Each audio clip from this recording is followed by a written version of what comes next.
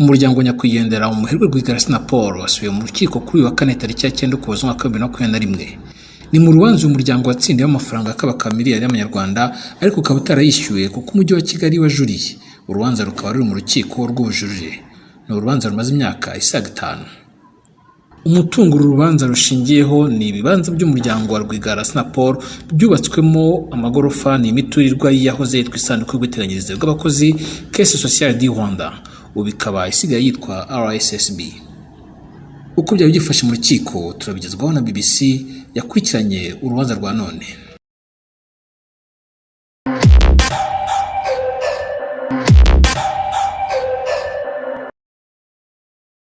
Dukomereze aho mu Rwanda aho urukiko rw'ubucuruzi rwa Kigali rwatangiye kuburanisha mu bujurire urubanza umuryango wa Paul Rwigara watsinze umujyi wa Kigali ku mutungo w'ubutaka uvuga ko wambuwe binyuranije n'amategeko. Ubutaka buri mu mujyi wa Kigali bwaje kwegurirwa ikigo cy'ubwishingizi ndetse igice kimwe cyabwo kikaba cyarazamuwemo inyubako nini. Mu bujurire watanze umujyi wa Kigali uvuga ko ubutaka umuryango wa Rwigara uyitirira butari ubwabo bwose ndetse ngo wari utari wabwegurirwa ku buryo bwuzuye.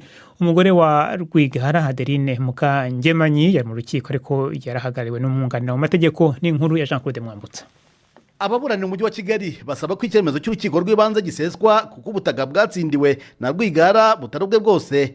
Bemera ko umuryango wa Rwigara wahawe ubutaka n'umujyi wa Kigali ariko ukaba ari kubwegukana burundu umaze kwishyura amafaranga yo kwimura abaturage bari bahatuye. Gusa nk'uko bivugwa n'umujyi wa Kigali ngo Rwigara yishyuye igice kimwe cy'abaturage, abasigaye bishyurwa n'ikigega cy'ubwishingizi RSSB.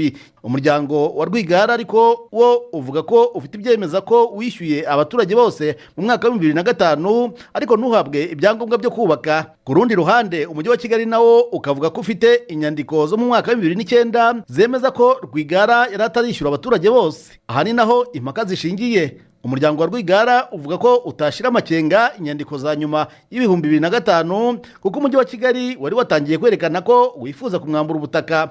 Uyu muryango uvuga ko wasohoye akayabo ka miliyoni zigera kuri 500 z'amafaranga y'u Rwanda kugira ngo ubone ubutaka.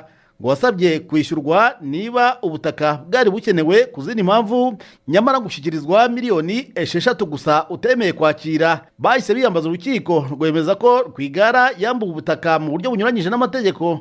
Umucamanza wo mu bujurire yasabye buri ruhande kuzana urutonde rw'abaturage rwishyuye ndetse n'ibimenyetso by'agaciro kishyuwe buri muntu. Mu rukiko ariko uruhande rwa Rwigara rwagaragazaga igisa n'impungenge ku bimenyetso byagaragazwa n'umujyi wa Kigali. Barasa n'abadafitiye icyizere umwimerere w'ibi bimenyetso kuko bemeza ko uyu mujyi wakoze ibishoboka byose ngo bambure ubutaka.